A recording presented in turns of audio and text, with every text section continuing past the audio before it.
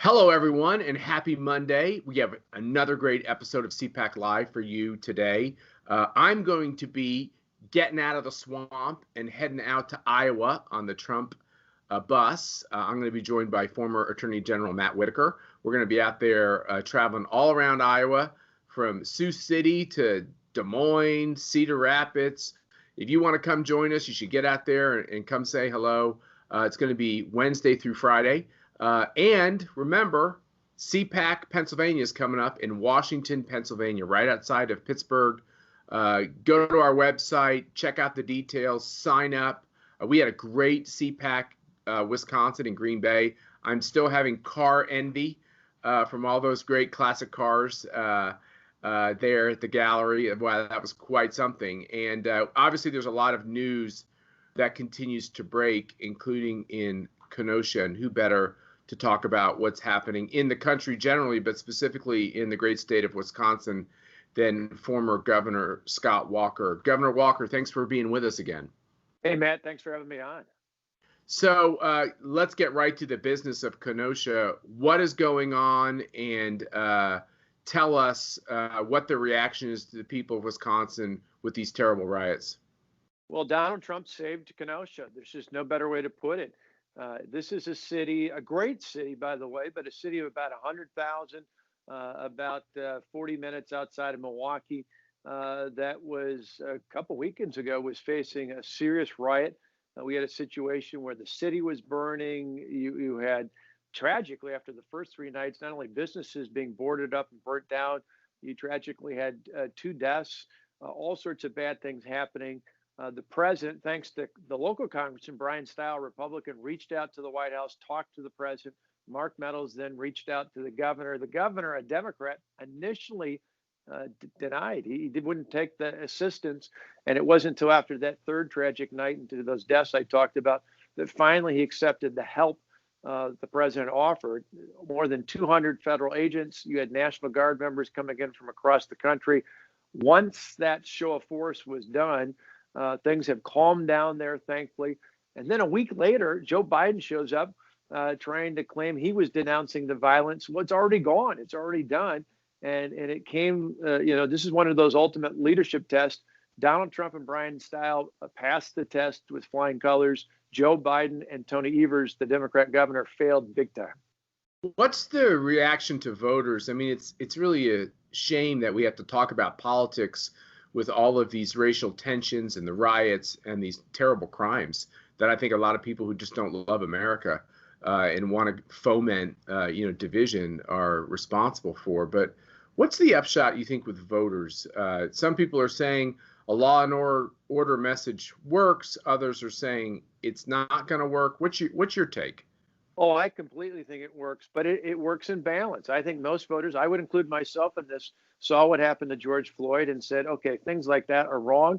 That's we right. need to do things like Tim Scott's talking about that Senate Democrats denied. Tim Scott's been working on this for years. We need reform to make sure that the very, very few that would abuse the rights of being a peace officer, that never happens. But by the same token, we don't throw them all out. We don't defund the police. We defend the police. We stand up for the good and decent men and women who every day put their life on the line to protect us, ourselves, our families, our properties. You can do both of those things. That's what the president's talked about. He said, yeah, there's a couple out there, as he say, that choke, that do the wrong thing. We need to get them out of the system and protect everybody else who does. But we cannot allow these rioters, these people who burn down cities, who attack others, who do all these things.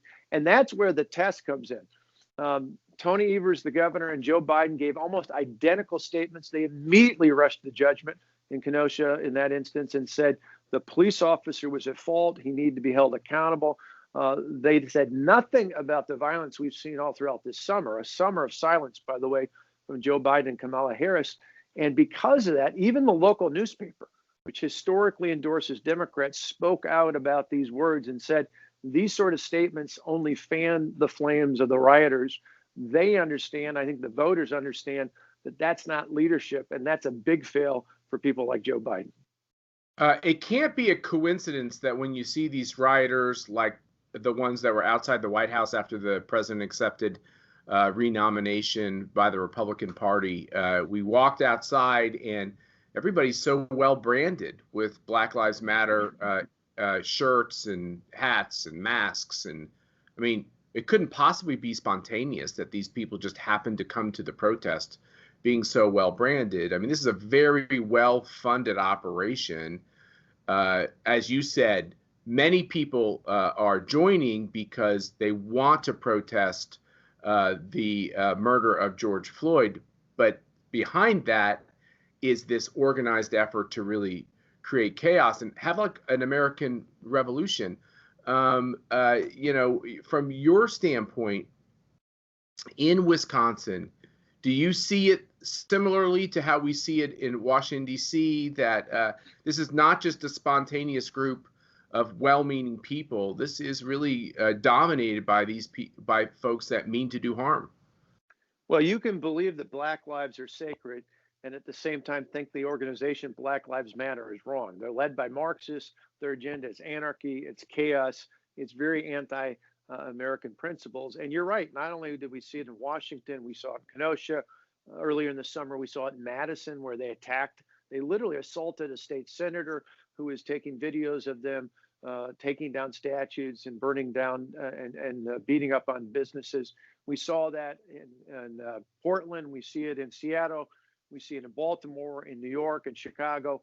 One of the things consistent we've seen all throughout this summer is that those leaders in those communities, who are all Democrats, every single one of them are Democrats, have been weak or next to non-existence when it comes to pushing back on the violence.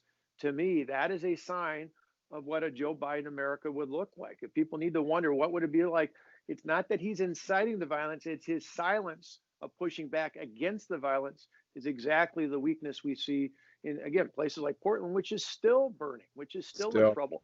That's the kind of America we get with Joe Biden. And I think the voters understand that. They looked in Wisconsin the past couple of weeks and said, hey, if it can happen in Kenosha, it can happen anywhere in America. And that's where I think people who are on the bubble look at that and say, enough is enough. We need leaders who are going to stand up. I hear this all the time. People that say, I may not always like the tweets or some of the comments of this president, but when push comes to shove, I'm going to vote for a guy who's going to protect me and my family. So at the ACU, we have this campaign, America versus Socialism. We believe that's what this election is about. I'm a big fan of Donald Trump's. Some people are supporting Donald Trump. They might not, like you said, there might be aspects of the way he leads that they don't like. What people have to understand, it's not about a senile Joe Biden versus this hard-charging Donald Trump. It's actually bigger than the two men, because you have this whole idea of the founding of America, and was it good for humankind? Was it good for the world? Is it this wonderful, unique experiment in democracy, or is it a pile of rubbish based on racism and systemic racism that needs to be scrapped and we have to start over? That seems to be what this election's all about. And Governor, socialism is not just about economics, right? That's what the press tries to mischaracterize it. The real devil of socialism is the destruction of the individual and their rights. Absolutely. In fact, when we were at CPAC Live for Wisconsin and Green Bay, as you talked about with those great cars, that was one of the things I said. It's really about socialism versus America, socialism versus freedom. It's one of the reasons why in the future I'm excited to be joining the team at Young America's Foundation, because we've got to reach that next generation, Generation Z, and every American for that matter, and point out the very contrast you talked about. Socialism in Venezuela isn't just about 9 out of every 10 Venezuelans living in poverty in a nation that just in the last decade and a half was one of the wealthiest countries in this hemisphere. It's about this false promise that socialism gives of power to the people. Power in Venezuela, just as it was years and years ago in the old Soviet Union, the promise of power to the people is false. It's negative. It ultimately means power to the elite, and they take advantage of everything, and they suppress and oppress the very people. In Venezuela, it's not just poverty. The average Venezuelan's lost something like 20 pounds last year just because of malnutrition and deprivation. These are the sorts of things I'm all for free stuff. I want free speech. I want free enterprise. I want free practice of religion. I want freedom. That's what we get under the America that you and I, Matt, love, and so many others do, and so many fought and died for. You don't get that down the path of socialism.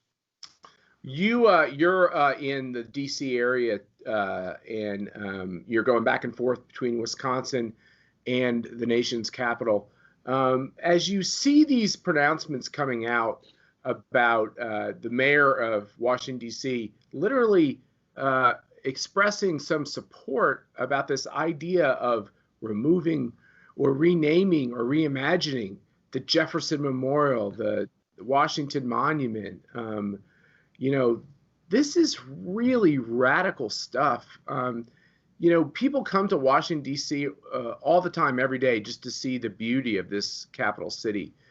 Is that a shock to you that this would actually even be contemplated? Well, sadly, in the world that we live in and the radical left that Joe Biden's a part of, it's not a shock. It should be. In fact, there's a reason why I'm standing in front of this great portrait here. We're some of our early founders and our leaders over the century since imperfect people. Absolutely. I'm an imperfect person. It's only by the blood of Jesus Christ that I've been saved. The last perfect person I know about hasn't been on this planet in more than 2,000 years. But the idea of America, and this is where so many, particularly the athletes that I've heard talk about this, just you realize have not paid any attention to the history books. The idea of America, a country based on freedom and opportunity for all people are created equal.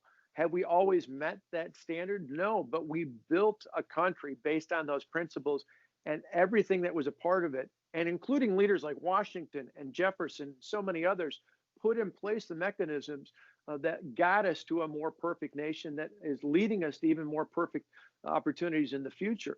Remember the 13th, the 14th, the 15th, and the 19th Amendments, which got rid of poverty, which allowed people of color to vote, and which allowed more than a century ago women to join the electorate.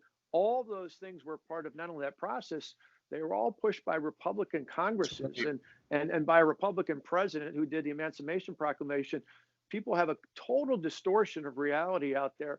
And it's why I love during the Republican National Convention, all of our new fellow Americans raising their hand and taking the oath of citizenship, because we are still a great nation and will continue to be a great nation because people from all over the world want to come here. Why? Because of the freedom and opportunity available to every single person, no matter what they look like, no matter where they come from, no matter what their income. In America, every person can succeed. Yeah, I think I agree with you, Governor. I think conservatives sometimes get antsy with DC Republicans because they want them to really stand up and fight. And oftentimes the Republican Party is better at negotiating a settlement, right, than fighting. Yeah. But if you look at the proud history of the Republican Party, as you said, it was created with this whole idea of ending slavery in this country. And we did lead the way as a party on those 3 civil rights amendments to give African Americans the right to vote, the right to citizenship, to end slavery. We did lead the way on women having fulsome rights, including the right to vote. And I look at it in the modern context. We are the ones who are saying that people of faith should not be persecuted by their government. We are the ones who are saying the Little Sisters of the Poor shouldn't be forced to pay for abortion-inducing drugs. We're the ones who are saying that there are rights for the unborn that can be enshrined in our laws. This whole idea of a political party and a movement that's based on human rights, it seems to me that has to be a part of our message. It can't just be about cutting capital gains taxes. Well, exactly right. And even the freedom of free enterprise is a part of that, but it begins with life, liberty, and the pursuit of happiness. When you talk about Black Lives Matter, you can't ignore that in New York City, our nation's largest city, there are more abortions of Black babies than there are actual live births. That is a travesty. And that's the sort of thing people should stand up and speak out against. That is a clear civil rights issue out there. When you talk about freedom of opportunity when it comes to education and the platform that gives, we're the ones who actually put our faith in the parents to understand that they should pick the right school for their son or daughter, for their children going forward. And it's people like Joe Biden who have historically stood in the way of those opportunities. When you look across the board, we are on the side of justice here. We're on the side of fundamental fairness. But it's because, God, the freedom we talk about, endowed by our Creator, defined by the Constitution, and thankfully defended every single day by the men and women who proudly wear the uniform of these United States. Those are the things we stand for. And we understand that we believe we put our faith in the individual. They put their faith in the government. I think time and time again, the individual, the family, that's going to win and triumph over the government. We should never back down. We should always be fearless defenders of every single individual and family in this country. Now, I want to correct the record. I actually don't even believe in the capital gains tax, so I don't want to act like I'm soft on that question at all. Governor Scott Walker, we are really enjoying this collaboration. The organization you're going to soon lead and the American Conservative Union Young Americans Foundation has a proud history under the leadership of Ron Robinson, who's a board member of ours, and we're going to keep it going because I believe that you can create so much good by running for office and doing bold things like you did. But as parties become less important in the debate, these outside organizations, we can see what the left does with theirs. They're literally, in my opinion, destroying the country.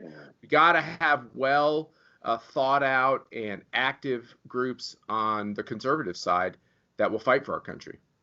Yeah, CPAC and YAF have a proud tradition, and we need to work even closer together as we help train America's freedom fighters. That's really what this is all about, training the next generation America's freedom fighters, not just conservatives, not just thinkers, but we are truly in the trenches providing the training needed for the next generation of freedom fighters. Absolutely, and it's important for all of our viewers to remember when everyone tells you that we've lost the kids, don't believe it.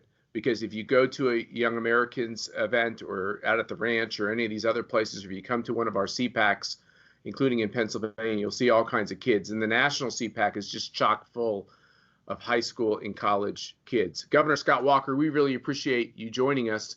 Keep up the great work, and we're going to keep collaborating with you, whether you like it or not. I guess actually that's not collaboration then.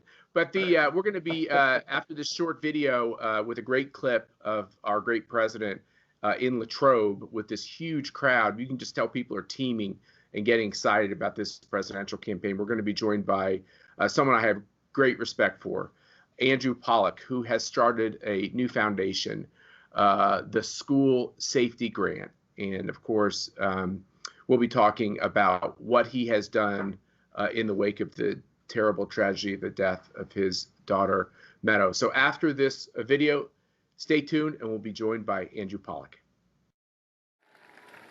Joe Biden spent the last 47 years shipping Pennsylvania jobs to China and foreign nations, and I've spent the last 4 years bringing them back home, and we're bringing them back home, bringing a lot of things back home. I ended the last administration's 8-year pure war on Pennsylvania oil and coal and fracking and national. If you look at this, the natural gas, what they've done to this state, what they were doing to this state, it was sort of easy. I just opened it up and I said, do it. And the investment put into Pennsylvania, the investment put into the Commonwealth of Pennsylvania has been record-setting. But again, you had the greatest year you've ever had last year prior to the virus. You're going to be set now with what we're doing. I believe that this next quarter, which will be announced, interestingly, just prior to the election. So I'm putting myself on the line, but I know what's going to happen. The numbers are going to be great. And next year is going to be one of the greatest years, not only for Pennsylvania, but for the entire country.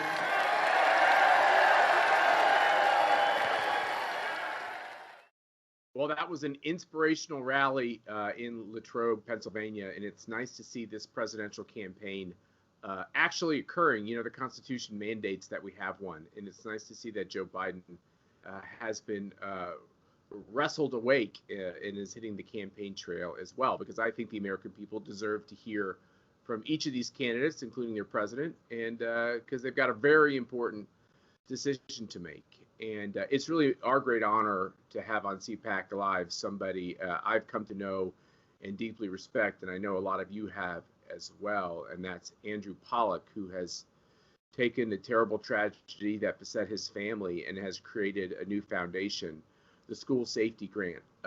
Andrew, thanks for joining us on CPAC Live. Oh, thanks for having me on, Matt. It's a pleasure. So tell us, what do you intend to get accomplished with this new foundation? Well, when my daughter was murdered, I took a step back, not like the media and most of the people in the country. They just went after our Second Amendment rights.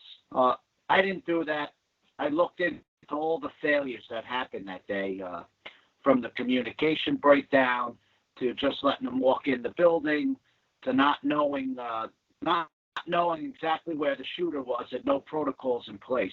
So I put together, so I teamed up with the technology company, and we dissected each failure, and we put it into a software where we could help first responders, law enforcement. It took law enforcement, Matt, 40 minutes to reach my daughter on the third floor. It was just, and it haunts me to this day. I get, just the goosebumps telling you about it. And so I couldn't have that. And I said, how could Andy Pollack help law enforcement? And that's what I did. We put this technology into a software that we raised $20 million, Matt, and we're able to give it away to police and sheriff's department throughout the country. It cuts down response time, not by seconds, but by minutes. And we all know seconds save lives. And now we're shaving minutes off of it. And I'm happy to help law enforcement. We were going to wait till after COVID. We started to launch it, and then COVID hit, and then we stopped. And then all the attacks on law enforcement, I said, I don't want to wait. We need to support law enforcement with schoolsafetygrant.org. Go any law enforcement agency, any private school, places of worship, sign on to that site, look it up, and I'm here to help you. So right now, law enforcement needs us. They're getting attacked, and that's what I'm doing with my grant. I'm giving them the tools to be efficient in any type of 911 emergency. And if people want to contribute to this fund, are they able to? Oh, not right now. I have enough. I'd rather just help spread the word, Matt. That's what I want to do. Private schools, if you have it, in a nutshell, what it does, Matt, it takes cameras from any entity, wherever you are. You're at a temple, a church, a private school, a public school, we're doing it in hospitals. And if you have a 911 situation, it links to the real-time crime center within 5 seconds. It tells the dispatcher exactly where they are in the building. What also meant a lot to me is from dispatch, they could silence the fire alarm because a lot of times the fire alarm goes off or they pull it.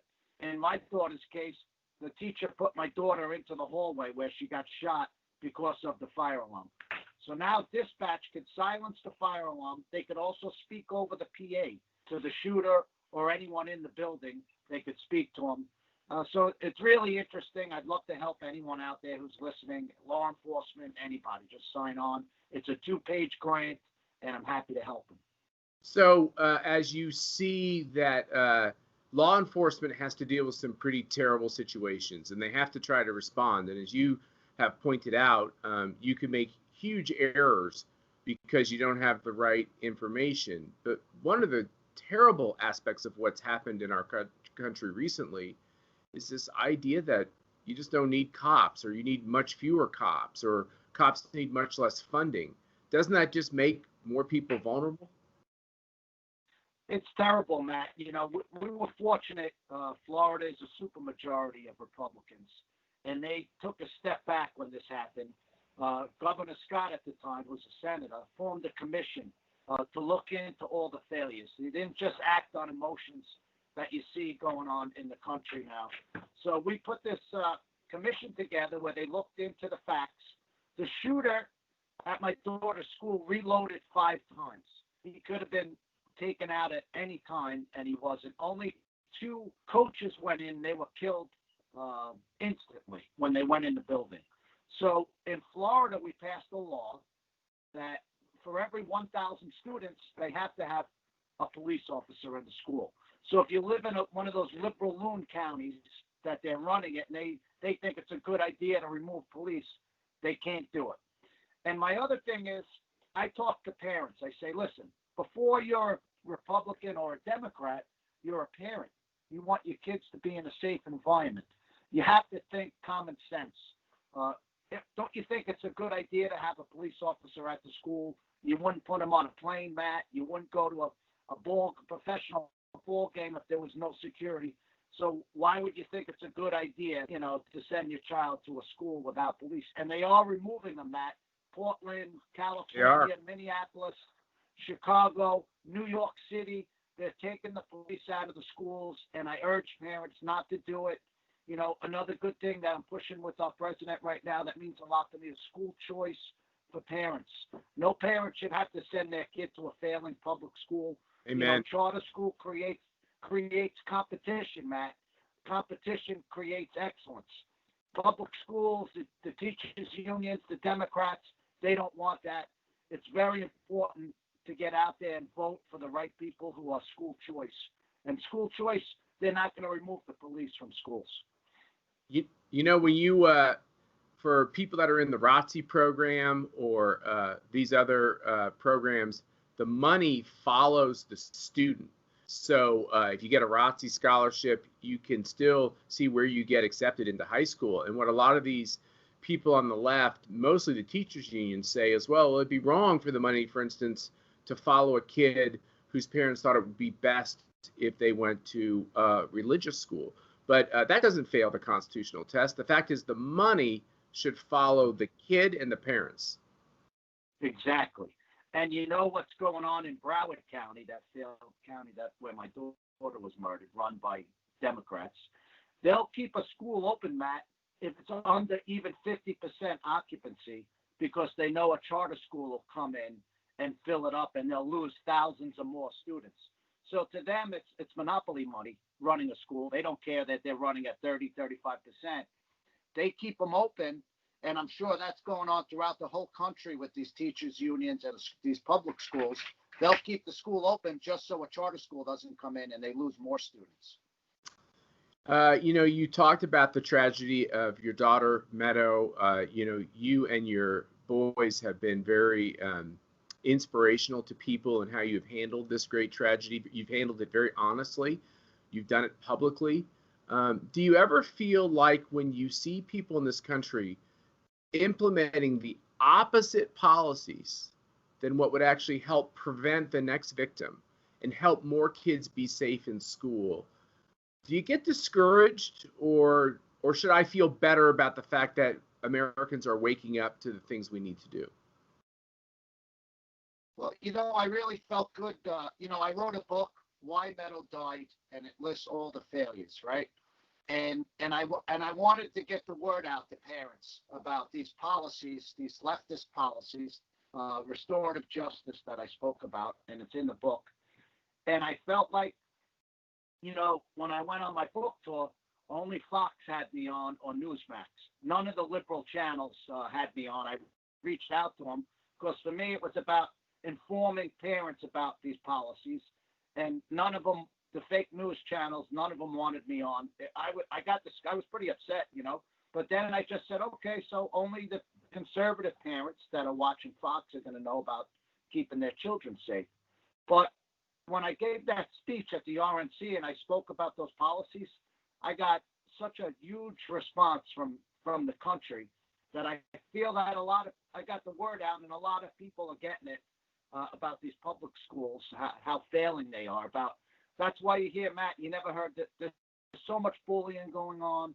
Teacher assaults are up at an all-time high, and it's all about those policies of not holding children. And I don't beat myself up. Some of these people, we say it's a mental disorder that are, these Democrats. So how I can't fix mental disorders. You know what I mean? I do my best, so I really don't get discouraged. I speak with the people. I don't get discouraged because you can't fix liberalism or this mental disorder that's out there. Yeah, socialism affects the brain, Andrew. Yes. And it does, and we see it. Yeah. And it's taught and indoctrinated. I think that's the part that bothers me the most. Now, it's true that these policies that don't allow parents to pick the best school for their kids, and these policies that will make our kids less safe, But then you have when, let's say they're in a safe environment, what are they being taught? They're being taught that America is a bad place. They're being taught that the Bill of Rights can be erased with a pencil. They're being taught that the Second Amendment is a vestige of the past. And they're being taught that America is a crummy place. And to me, that is the biggest cancer we have in society. Well, we saw it in the DNC, how they beat our country up, knocking it down. We live in a great place. Where could you start from nothing? I'm self-made. I had, a good supportive parents, but, I worked hard and I made it in life, just like the American dream, a lot of people. And I want to talk to other people. You mentioned the Second Amendment. The Second Amendment to me is so important now after what happened to my daughter. So my daughter they're in the school and hundreds of calls to 911 and not one, they all stood down. No one went in to help those kids. So since that day, I take it personally. I have to protect my family and other people. You can't rely on 911 all the time. I support police, but there were 9 deputies that didn't go in. So why should we give up our Second Amendment rights ever? I'm never going to let that happen to one of my loved ones or family members if I'm there, or a friend of mine, be in a situation where you got a coward and just be shot and you can't defend yourself. So you can't always count on 911. President Trump guaranteed to me, he told me he's going to support the Second Amendment for more than any Democrat. Biden's going after our Second Amendment. I love when he calls him hiding now. I just crack up. Joe Biden. It's the funniest thing, right? With the president when he tweets Joe Biden. Where he comes up with these things, it's just so great. So the president's going to support our Second Amendment. I live in the sticks. I don't even have phone service. I don't have any 911. So the Second Amendment's important to me. And anywhere I go, I want to be able to protect my friends and my family. Well, we believe in that at the American Conservative Union for sure. I've done the same thing. Dan Schneider, who's on our staff here, is a real firearms expert, and we've trained our kids in the proper ways to handle a firearm and to shoot a firearm, and it's an important thing. And we all have to understand, when you see these riots, when you see these people that are committing these terrible, violent crimes, the police are under assault. They're really in a defensive posture. And it's incumbent upon all of us who love somebody to make sure that we can, in a terrible, tragic time, do what it takes to protect them. And this is part of what it means to be an American and to have responsibility. If you don't like guns, fine. You don't ever want to touch a gun, fine. But, tragedy and violence might still touch you. And preparing for those moments is awfully important. Yeah, it gets me when I think about the people that are helpless, at these shootings, at a Walmart. My daughter, the teachers went in unarmed, these coaches, one had military background, another one didn't, but they went in unarmed. And we shouldn't be in that, I tell everyone, go practice, get your concealed carry. It's so important because not that I'm just pushing guns, but the society that we live in is just, the things happen. There's dangerous, evil people out there that do evil things, and we need to even the battlefield. And I push, my sons have their concealed carries. They train. I train, and I really think it's important to do so. Just last week, my son, he's so smart. They both are, but my son, Huck, he saw what was going on in society, and he trades. He's a trader. He started buying Ruger last week, and I think it's up like over, 12% in the last week, just because I think even Democrats are waking up and saying, listen, I need to buy some ammo. I better. Oh, yeah. They're looking out their windows, Matt, in the city, they're looking out their windows and they're watching cars burn, That's right. So even Democrats are waking up to the Second Amendment, and I hope, they're going to wake up come November and vote the right way, who's going to protect their Second Amendment rights. Yeah, the demographics of new gun sales are amazing. It's hard to find ammo in the Commonwealth of Virginia, and African Americans are buying guns at record levels, and so are women.